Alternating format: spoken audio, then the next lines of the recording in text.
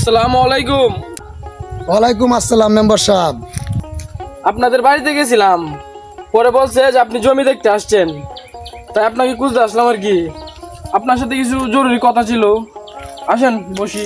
আচ্ছা চলেন তাহলে সামাটা দিয়ে বসি।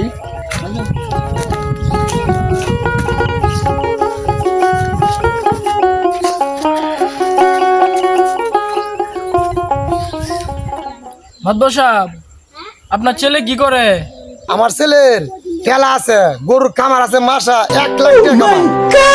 1,00,000 টাকার মধ্যে মাদবর সাহেব, এই ছেলেকে ওই যে এই ছেড়া, এটা আমার শুরু ছেড়া, সারাদিন গাঞ্জা মদ কা পরে থাকে। এরপরেও এর একটা সরকারি চাকরি আছে। সাহেব, আপনার ছোট ছেলের আমার পছন্দ হয়েছে। लेकिन ये साला कर क्या रहे हैं এই নেন টেহা, আপনার ছোট ছেলের টেহা আমার মেরে বেঁধেন।